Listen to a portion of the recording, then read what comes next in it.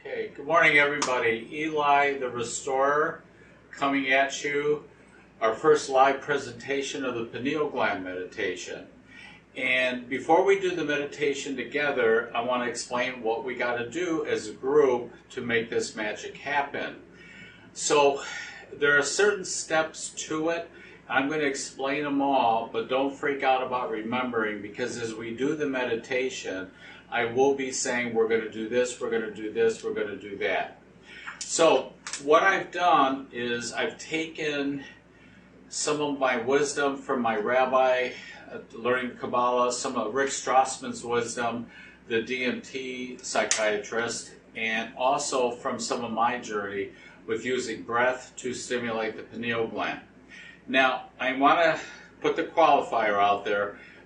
We believe we're stimulating the pineal gland to release DMT, and people are having amazing experiences. I like to call this meditation a near-death experience without the death part. And when you check on my YouTube channel, I'm going to be talking about that, about why there's a similarity between a near-death and this meditation. And thank God we don't have to worry about the death part. So we're going to do this meditation for 65 minutes. We have a brand new CD, and I'm really excited about it. My friend and producer of all this, Joe, found a musician that took a few months to put this together. It's a magical sound, and we're going to be playing that while we do the meditation together. This CD was made to slow the brain waves down to theta, the meditative state, and also to help access and open up our third eye, because when you do this meditation, you don't need these eyes because they're going to be closed and we're going to be using something to cover them. So the first 20 minutes of this meditation is breath, and we're going to talk about the torus. And so we're going to use what I learned in rebirthing and Leonard Orr's work. We're going to be breathing up the spine, through the nose and back around. So how we're going to do it, and again, if you're new to this, don't fall over your edge. When I'm doing this breathing, I'm going to show you now, I've been doing rebirthing work for a long time, and I can do this up for 2 hours without fainting or dying. So the breath goes like this. Now that's really fast. If you're not comfortable with that, go to your edge, but build it up.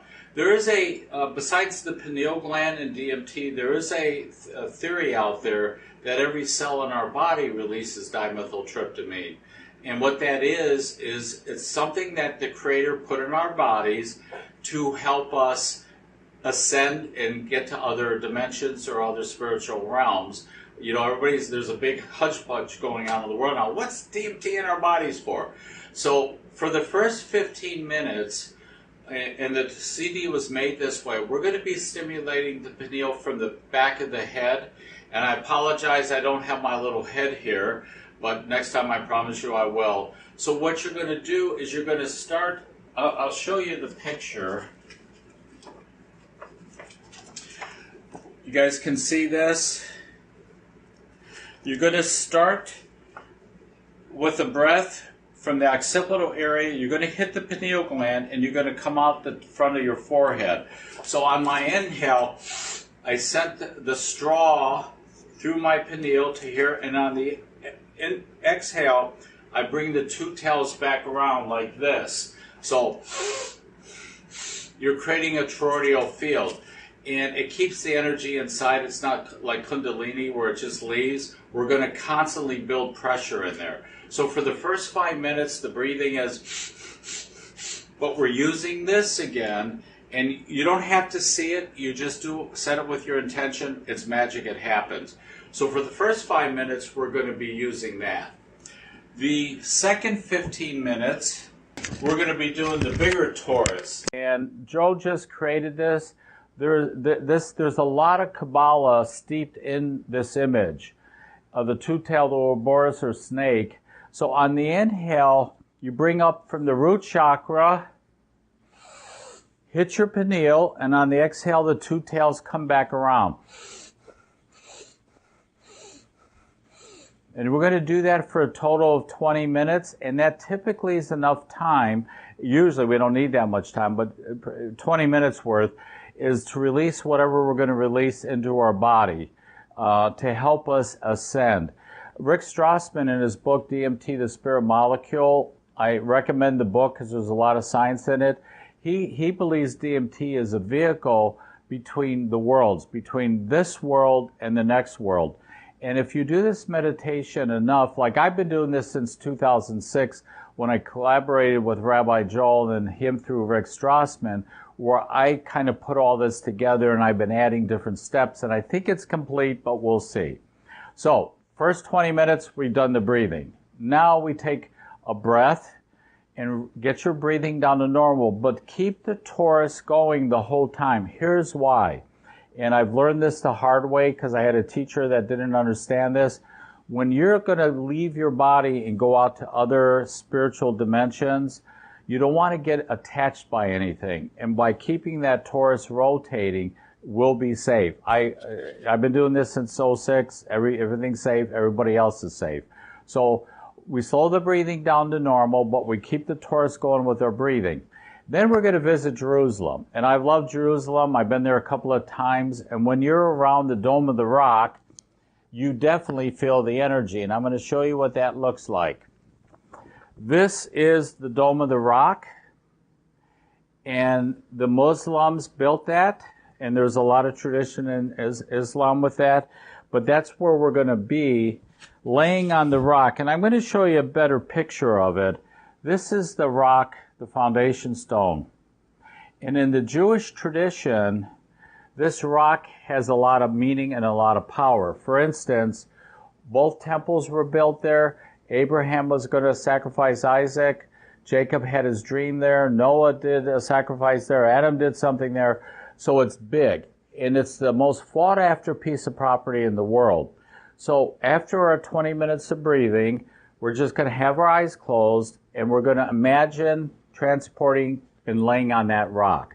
So I want you to get a good picture in your mind's eye of the rock you're going to be laying on. Okay. So now we're on the rock and we're in Jerusalem. Then the next step is we're going to put our earmuffs on. These are the earmuffs that my rabbi created. These are two angels. Wings. Left one is Sandalphon, the feminine. Right one is Metatron, the masculine. These were the two angels that were on the Ark of the Covenant. Now, were they there just for decoration? No. Although they were pretty wonderful to see.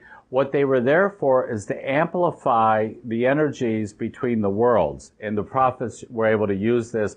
If you put your head between these two, you can have visions. So now you put your earmuffs on, and I'll say this during the meditation: Sandalphon on the left ear, Metatron on the right ear. Just imagine it. And then you're going to go from your occipital area. See these steps that Rabbi Joel put together in his artist friend. You walk into your pineal gland, and that's where you stay this whole meditation. Now, this is what I do when I teach this to a group. I want you to close your eyes for a minute and keep your focus on your physical eyes. Just imagine you're looking through your eyes, but your eyes are closed. Now, put your attention on your third eye. Now, go back down to your physical eyes. Now, go back up. So, during this whole meditation, you keep your attention here. You will literally walk into your pineal gland and situate yourself there, but you want to keep your attention on your third eye. This CD that we're going to use, part of its magic is it helps to open up the third eye. And I always tell people this: whatever you see, don't look at it. And usually I get a look like, what are you talking about? What you're seeing from your third eye is coming from the right brain, the mystical part, the creative part, the spiritual part of us. If you try to look at it with these, like analyze it, you're going to go left brain, and more than likely it's going to disappear. So whatever you're noticing, just notice it, but don't try to analyze it. Don't try to get logical. Just let it be there. Now, so we put our earmuffs on. We're now situated in our third eye. And the next step is, who's ever doing this today, just with your intention, connect everybody's pineal gland. In the Jewish tradition, the pineal gland is the only part of the brain and the body that was not affected by the fall of Adam. It's still tied to the tree of life, singularity. Everything else is duality. Right arm, right, left arm, right leg, right brain, left brain. But the pineal gland, whatever it's doing there, whatever our Creator imagined, it's still tied into the tree of life. And there's a really good episode on Gaia that Rabbi Joel did where he talked about the pineal gland. And his theory, from a Kabbalah standpoint, is that's how we're going to reconnect ourselves like the internet. And when we do this meditation at the church I teach it at, the whole group does it together, and there's a closeness that happens, similar experiences during the meditation.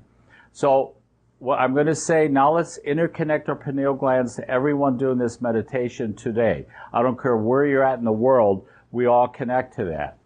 And at the end of this meditation, if you're comfortable, I'm going to say connect your pineal gland to everybody's on the planet, if you're comfortable with that. And that will be how we end this separation problem that we notice in the world. You're over there, I'm over here. No, we're all connected. But, you know, once you have the experience of that interconnectedness, it changes you. You feel like you're part of the scenery, not just a special ego individual. So, we've got ourselves up there. We connected our pineal glands. Now we got one more step we're going to do.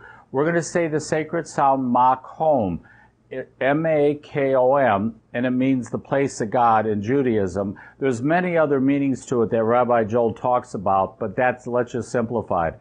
So during the meditation, you can do it for a couple of minutes, for 10 minutes, throughout the whole meditation. Chant Makom,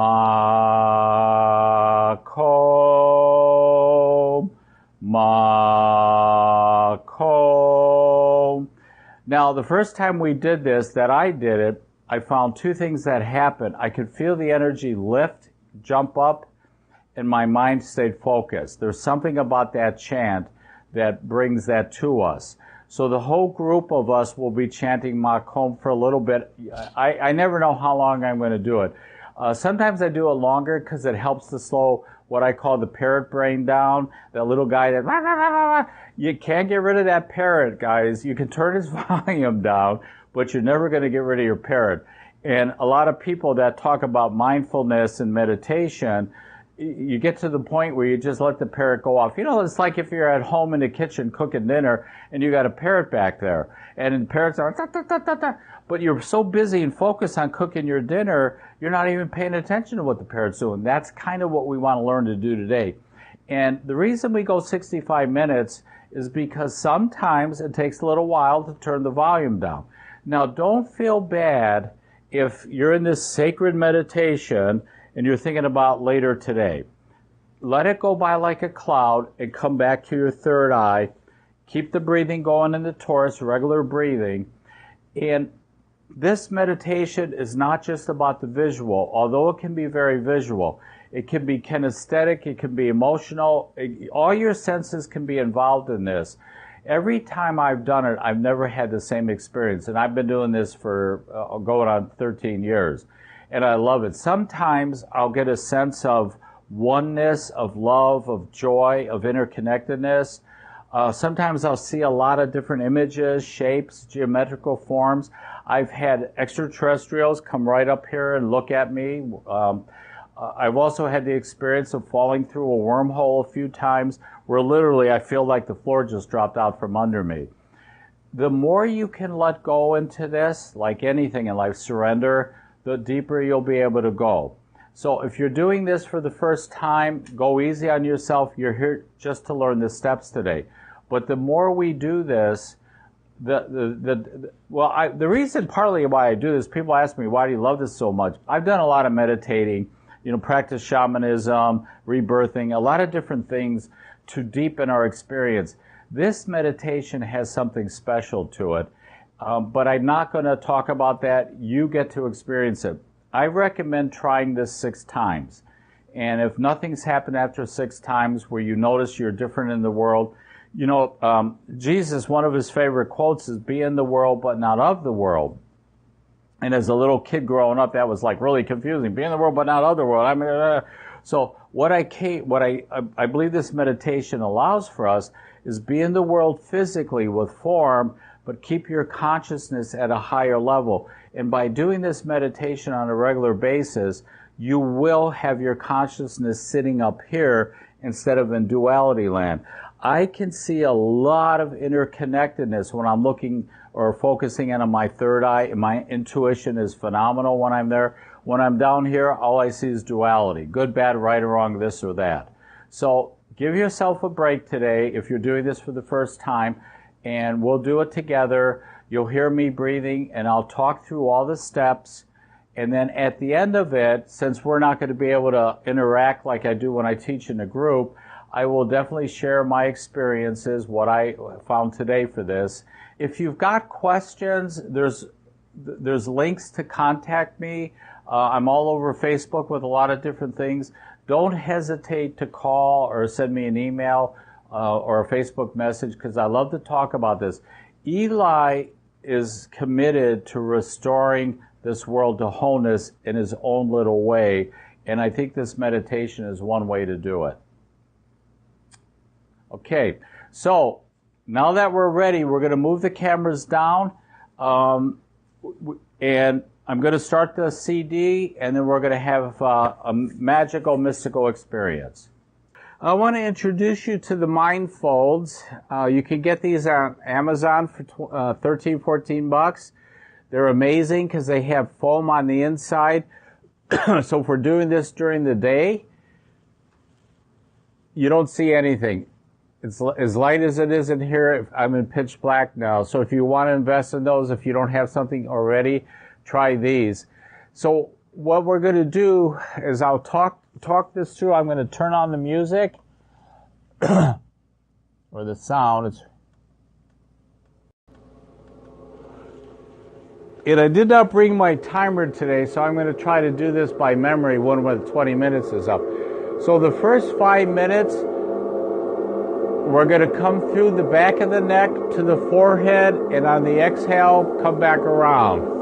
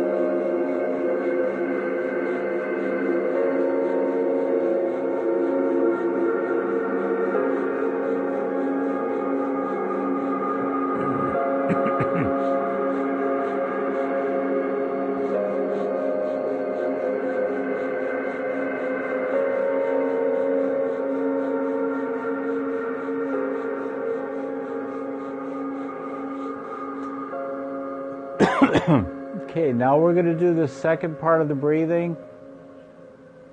You're going to start at your root chakra. You're going to come all the way up to your pineal gland, and the two tails come back around. Don't worry about seeing it. Just set your intention, and it'll be real. And I'll keep the breathing going. If you're not comfortable going at that speed, find your comfort zone.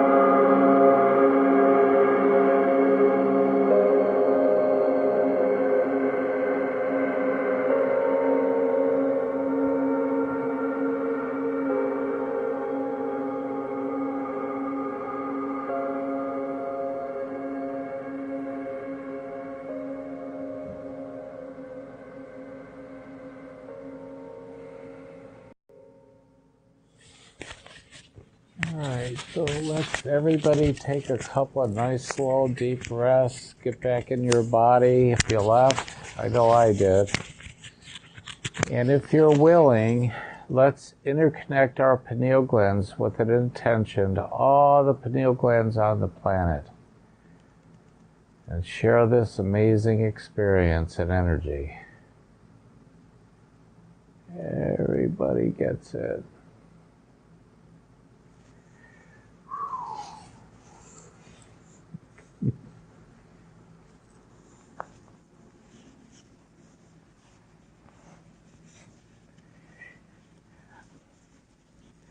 So, I'm hoping I can stay here. Joe's going to check everything.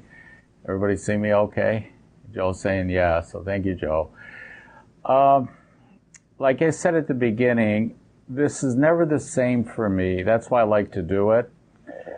For me today, it was pretty visual, but what I don't want you to do is whatever we're seeing, just notice it. Don't like, what is that and all that, because you go left brain right away and knock it out. I did see the 10 Sephiroths. It's a little chain I wear on my chest. It's a very Jewish symbol of the 10 divine attributes. That's the first time I ever saw it. It was standing right there. I was like, wow. And the sense of oneness that I get when I do this, like, just let it go. I was a lot of things in that meditation. I didn't have a body, especially after about the first 15 minutes. It was like I was totally gone. So, and, you know, as we get this thing up and running more and more, there'll be a place to make comments if you want to share your experiences, you know, within a few sentences. And to try to get the word out there to your open-minded, awakening friends or awaken, because I want feedback on this. I think this is something that can really change us. I know it's changed me since I've been doing it. So anyway, thank you everybody for checking in. God bless.